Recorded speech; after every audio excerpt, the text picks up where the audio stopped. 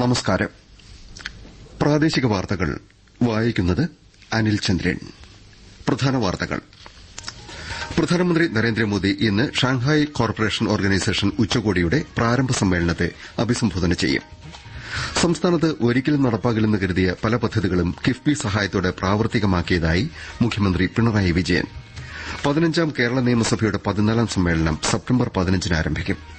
യാത്രക്കാരുടെ തിരക്ക് പരിഗണിച്ച് കണ്ണൂർ രാജ്യാന്തര വിമാനത്താവളത്തിൽ നിന്ന് അധിക ആഭ്യന്തര സർവീസുകൾക്ക് ഇന്ന് തുടക്കമാകും. ഏഷ്യാകപ്പ് ഹോക്കി ചാമ്പ്യൻഷിപ്പിൽ ഇന്ത്യയ്ക്ക് തുടർച്ചയായ 2ാം ജയം. വാർത്തകൾ വിശദമായി. പ്രധാനമന്ത്രി നരേന്ദ്രമോദി ഇന്ന് ഷാങ്ഹായ് കോർപ്പറേഷൻ ഓർഗനൈസേഷൻ ഉച്ചകോടിയുടെ പ്രാരംഭ സമ്മേളനത്തെ അഭിസംബോധന ചെയ്യും. ഷാങ്ഹായ് കോർപ്പറേഷന് കീഴിൽ പ്രാദേശിക സഹകരണം വർദ്ധിപ്പിക്കണമെന്ന ഇന്ത്യൻ നിലപാട് ടിയാൻജിൻ ഉച്ചകോടിയിൽ അദ്ദേഹം അവതരിപ്പിക്കുമെന്ന് വിദേശകാര്യ സെക്രട്ടറി വിക്രം മിസ്രി മാധ്യമങ്ങളെ അറിയിച്ചു.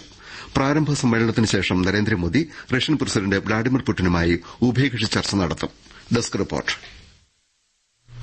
ഇന്നലെ ചൈനീസ് പ്രസിഡന്റ് ഷീ ജിൻപിങ്ങുമായി ഇരു രാജ്യങ്ങൾക്കുമിടയിലെ ഉഭയകക്ഷി ബന്ധങ്ങൾ പുതുക്കുന്നതിൽ കേന്ദ്രീകരിച്ച് പ്രധാനമന്ത്രി നരേന്ദ്രമോദി ചർച്ച നടത്തിയതായി മിസ്രി പറഞ്ഞു. ഉഭയകക്ഷി ബന്ധങ്ങൾ ശക്തിപ്പെടുത്താൻ അതിർത്തിയിലെ സമാധാനത്തിന്റെയും ശാന്തിയുടെയും പ്രാധാന്യം പ്രധാനമന്ത്രി എടുത്തു പറഞ്ഞു. അതിർത്തിയിൽ സംഘർഷം ഒഴിവാക്കിയാൽ മാത്രമേ ബന്ധങ്ങൾ ശരിയായ രീതിയിൽ മുന്നേറൂ എന്നും പ്രധാനമന്ത്രി വ്യക്തമാക്കിയതായി വിദേശകാര്യ സെക്രട്ടറി പറഞ്ഞു. 2020 ജൂണിലെ ഗൽവാൻ താഴ്വരയിലെ സൈനിക ഏറ്റുമുട്ടലിന് ശേഷം മോശമായ ബന്ധങ്ങൾ പുനഃസ്ഥാപിക്കാൻ ഇരു രാജ്യങ്ങളും ചർച്ചകൾ തുടരുന്ന സാഹചര്യവും പ്രധാനമന്ത്രി പരാമർശിച്ചു. അതിർത്തി കടന്നുണ്ടാകുന്ന ഭീകരപ്രവർത്തനങ്ങൾ നേരിടാൻ പരസ്പര സഹായം നൽകുന്ന വിഷയവും അദ്ദേഹം ഉന്നയിച്ചു. ഇന്ത്യ ചൈന അഭിപ്രായ ഭിന്നതകൾ സംഘർഷങ്ങളിലേക്ക് വളരാൻ അനുവദിക്കരുതെന്ന് ഇരു നേതാക്കളും ഒരേ നിലപാട് അറിയിച്ചുവെന്നും മിസ്രി പറഞ്ഞു. ഇന്നലെ Myanmar senior general Min Aung ഹ്ലെയിങ്ങുമായും പ്രധാനമന്ത്രി കൂടിക്കാഴ്ച നടത്തി.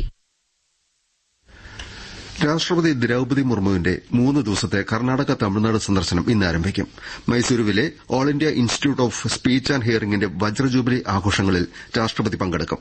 നാളെ ചെന്നൈയിൽ സിറ്റി യൂണിയൻ ബാങ്കിന്റെ 120ാമത് സ്ഥാപക ദിനാഘോഷത്തിൽ പങ്കെടുക്കുന്ന രാഷ്ട്രപതി തമിഴ്നാട് കേന്ദ്ര സർവകലാശാലയുടെ 10ാം ബിരുദദാന സമ്മേളനത്തിലും പങ്കെടുക്കും. Scouts and guides, rovers, rangers എന്നിവർക്ക് രാഷ്ട്രപതിയുടെ അവാർഡ് സർട്ടിഫിക്കറ്റുകൾ കേന്ദ്രമന്ത്രി ഡോക്ടർ മൻസുഖ് മാണ്ഡവ്യ ന്യൂഡൽഹിയിൽ സമ്മാനിച്ചു. രാജ്യസേവനത്തിലേക്ക് വിദ്യാർത്ഥികളെ നയിക്കാനും രാജ്യസ്നേഹം വർദ്ധിപ്പിക്കാനും സ്കൌട്ട്സ് ആന്റ് ഗൈഡ്സ് അടക്കം സംഘടനകൾക്ക് സാധിക്കുന്നുണ്ടെന്ന് മൻസുഖ് മാണ്ഡവ്യ പറഞ്ഞു. യുഎസിലേക്ക് തപാൽ സേവനങ്ങൾ തൽക്കാലം നിർത്തിവച്ചതായി തപാൽ വകുപ്പ് അറിയിച്ചു. അമേരിക്കയിലേക്ക് മെയിൽ എത്തിക്കുന്നതിലെ തടസ്സങ്ങളെ തുടർന്നാണ് നടപടിയെന്ന് തപാൽ വകുപ്പ് അറിയിച്ചു. കത്തുകൾ, രേഖകൾ, $100 വരെ വില വരുന്ന സമ്മാന ഇനങ്ങൾ എന്നിവയടക്കം സേവനങ്ങളാണ് തൽക്കാലം നിർത്തിയത്. ഇതിനകം ബുക്ക് ചെയ്തതും അയക്കാൻ കഴിയാത്തതുമായ ഇനങ്ങളുടെ തപാൽ റീഫണ്ട് ഉപഭോക്താക്കൾക്ക് ലഭ്യമാക്കും.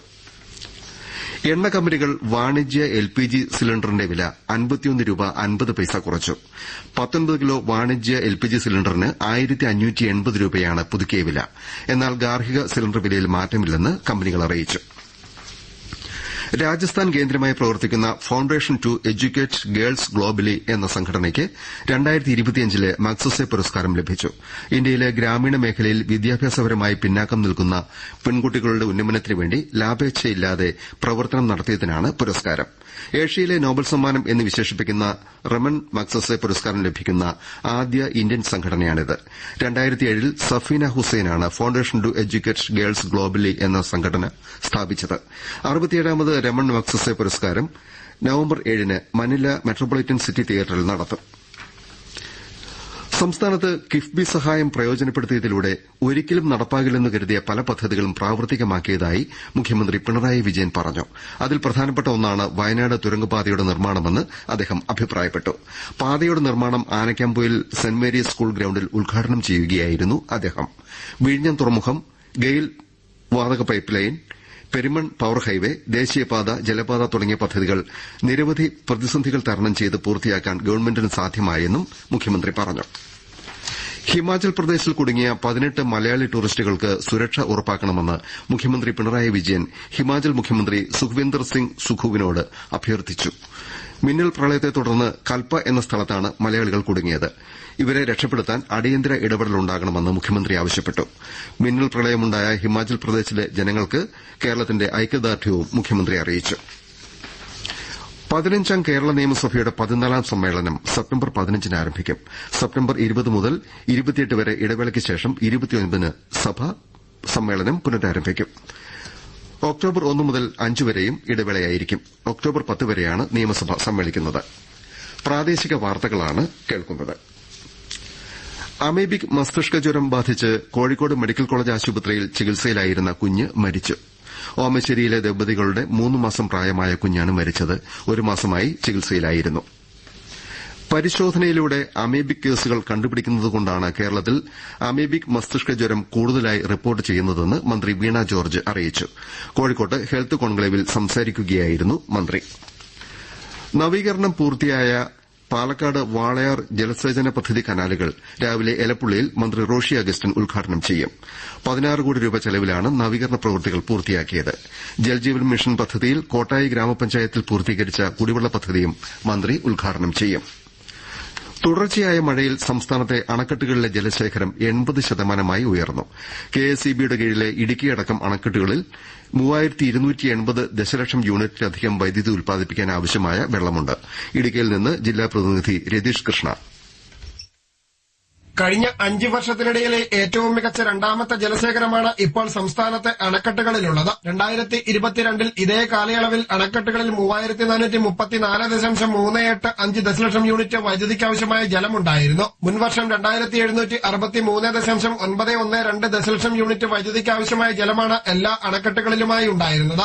ഈ മാസം ഇതുവരെ 1409.809 ദശലക്ഷം യൂണിറ്റ് വൈദ്യുതി ഉൽപ്പാദിപ്പിക്കാനാവശ്യമായ ജലം ഡാമുകളിലേക്ക് ഒഴുകിയെത്തി. 1669.32 ദശലക്ഷം യൂണിറ്റിനാവശ്യമായ നീരൊഴുക്കാണ് കെഎസ്ഇബി ഈ മാസം ആകെ പ്രതീക്ഷിക്കുന്നത്. പ്രധാന വൈദ്യുതോൽപാദന കേന്ദ്രമായ ഇടുക്കിയിൽ 2381.18 അടിയാണ് നിലവിലെ ജലനിരപ്പ്. ഡാമിന്റെ സംഭരണശേഷിയുടെ 75.07% ജലം അണക്കെട്ടിലുണ്ട്. ബീഹാറിലെ രാജ്ഗീറിൽ ഏഷ്യാകപ്പ് ഹോക്കി ചാമ്പ്യൻഷിപ്പിൽ ഇന്ത്യ ജപ്പാനെ 2-നെതിരെ 3 ഗോളിന് തോൽപ്പിച്ച് ടൂർണമെന്റിൽ തുടർച്ചയായ 2ാം ജയം നേടി. മൻദീപ് സിംഗിന്റെ 1 ഗോളിന്റെയും ക്യാപ്റ്റൻ ഹർമൻപ്രീത് സിംഗിന്റെ 2 ഗോളിന്റെയും മിന്നുന്ന പ്രകടനത്തിലായിരുന്നു ഇന്ത്യയുടെ വിജയം. ഇന്ന് വൈകിട്ട് 7:30 ഇന്ത്യ കസാഖിസ്ഥാനെ നേരിടും. തിരുവനന്തപുരത്ത് കേരള ക്രിക്കറ്റ് ലീഗിൽ ഏരീസ് കൊല്ലം സെയിലേഴ്സ് അദാനി ട്രിവാൻഡ്രം റോയൽസിനെ 7 വിക്കറ്റിന് പരാജയപ്പെടുത്തി. രണ്ടാമത്തെ മത്സരത്തിൽ കൊച്ചി ബ്ലൂ ടൈഗേഴ്സ് ആലപ്പി റിപ്പിൾസിനെ 7 വിക്കറ്റിന് തോൽപ്പിച്ചു. ഇന്ന് ഉച്ചകഴിഞ്ഞ് 2:30 തൃശൂർ ടൈറ്റൻസ് ആലപ്പി റിപ്പിൾസിനെയും വൈകിട്ട് 6:45 കാലിക്കറ്റ് ഗ്ലോബ് സ്റ്റാർസ് ഏരീസ് കൊല്ലത്തെയും നേരിടും. യാത്രക്കാരുടെ തിരക്ക് പരിഗണിച്ച് കണ്ണൂർ രാജ്യാന്തര വിമാനത്താവളത്തിൽ നിന്ന് അധിക ആഭ്യന്തര സർവീസുകൾക്ക് ഇന്ന് തുടക്കമാകും. കണ്ണൂരിൽ നിന്ന് ജില്ലാ പ്രതിനിധി K O Sasidharan. Air India എക്സ്പ്രസും ഇൻഡിഗോയുമാണ് അധിക സർവീസുകൾ നടത്തുക. എയർ ഇന്ത്യ എക്സ്പ്രസ് ഇന്നു മുതൽ ബംഗളൂരുവിലേക്ക് പുതിയ പ്രതിദിന സർവീസ് ആരംഭിക്കും. രാവിലെ 8:55 ബംഗളൂരുവിൽ നിന്ന് പുറപ്പെട്ട് 10 മണിക്ക് കണ്ണൂരിലെത്തും. രാവിലെ 10:35 കണ്ണൂരിൽ നിന്ന് പുറപ്പെട്ട് 11:45 ബംഗളൂരുവിൽ എത്തുന്ന വിധത്തിലാണ് സമയക്രമീകരണം. കൂടാതെ ബംഗളൂരുവിനെ ഒരു ട്രാൻസിറ്റ് ഹബ്ബായി ഉപയോഗിച്ച് അഹമ്മദാബാദ്, പൂനെ, മുംബൈ, കൊൽക്കത്ത തുടങ്ങിയ നഗരങ്ങളിലേക്ക് കണക്ടിവിറ്റിയും വർദ്ധിപ്പിക്കും. ഇൻഡിഗോ ഹൈദരാബാദ്, കണ്ണൂർ സെക്ടറിൽ ആഴ്ചയിൽ 3 അധിക സർവീസ് നടത്തും. ഈ മാസം 15 മുതൽ ഡൽഹി കണ്ണൂർ സർവീസ് ദിവസേനയാക്കി ഉയർത്തും. കണ്ണൂർ മുംബൈ സെക്ടറിൽ 186 സീറ്റുള്ള വിമാനത്തിന് പകരം 232 സീറ്റുള്ള എയർബസ് വിമാനമായിരിക്കും ഇനി സർവീസ് നടത്തുക. കണ്ണൂർ കണ്ണപുരം കീഴറയിൽ ഒരാളുടെ മരണത്തിനിടയാക്കിയ സ്ഫോടന കേസിൽ അറസ്റ്റിലായ അനൂപ് മാലിക്കിനെ Kannur judicial first class magistrate കോടതി റിമാൻഡ് ചെയ്തു. സ്ഫോടനത്തിൽ ഇയാളുടെ ഭാര്യ സഹോദരൻ മുഹമ്മദ് അഹ്സാമാണ് മരിച്ചത്. ഉത്സവകാല യാത്രാതിരക്ക് മുൻനിർത്തി തിരുവനന്തപുരത്തിനും സാന്ദ്രഗിരിക്കുമിടയിൽ സെപ്റ്റംബർ 5 മുതൽ ഒക്ടോബർ 17 വരെ 7 പ്രത്യേക ട്രെയിൻ സർവീസുകൾ നടത്തുമെന്ന് റെയിൽവേ അറിയിച്ചു. വെള്ളിയാഴ്ചകളിൽ വൈകിട്ട് 4:20 തിരുവനന്തപുരത്ത് നിന്ന് സർവീസ് തുടങ്ങുന്നത്. സംസ്ഥാനത്ത് മഴയുടെ ശക്തി കുറഞ്ഞു. ഇന്ന് ഒരു ജില്ലയിലും ജാഗ്രതാ നിർദ്ദേശമില്ല. ബിജെപി കോഴിക്കോട് മേഖലാ ശില്പശാല ഇന്ന് കണ്ണൂരിൽ നടത്തും. മണ്ഡലം ജനറൽ സെക്രട്ടറിമാർ, ഭാരവാഹികൾ എന്നിവരുൾപ്പെടെ 400ഓളം പേർ പങ്കെടുക്കും. രാവിലെ ബിജെപി ദേശീയ നിർവാഹക സമിതി അംഗം പി കെ കൃഷ്ണദാസ് ഉദ്ഘാടനം ചെയ്യും. പ്രധാന വാർത്തകൾ വീണ്ടും. പ്രധാനമന്ത്രി നരേന്ദ്രമോദി ഇന്ന് ഷാങ്ഹായ് കോർപ്പറേഷൻ ഓർഗനൈസേഷൻ ഉച്ചകോടിയുടെ പ്രാരംഭ സമ്മേളനത്തെ അഭിസംബോധന ചെയ്യും. സംസ്ഥാനത്ത് ഒരിക്കലും നടപ്പാകില്ലെന്ന് കരുതിയ പല പദ്ധതികളും കിഫ്ബി സഹായത്തോടെ പ്രാവർത്തികമാക്കിയതായി മുഖ്യമന്ത്രി പിണറായി വിജയൻ. 15ാം കേരള നിയമസഭയുടെ 14ാം സമ്മേളനം സെപ്റ്റംബർ 15 ആരംഭിക്കും. യാത്രക്കാരുടെ തിരക്ക് പരിഗണിച്ച് കണ്ണൂർ രാജ്യാന്തര വിമാനത്താവളത്തിൽ നിന്ന് അധിക ആഭ്യന്തര സർവീസുകൾക്ക് ഇന്ന് തുടക്കമാകും. ഏഷ്യാകപ്പ് ഹോക്കി ചാമ്പ്യൻഷിപ്പിൽ ഇന്ത്യയ്ക്ക് തുടർച്ചയായ 2ാം വിജയം. പ്രാദേശിക വാർത്തകൾ കഴിഞ്ഞു.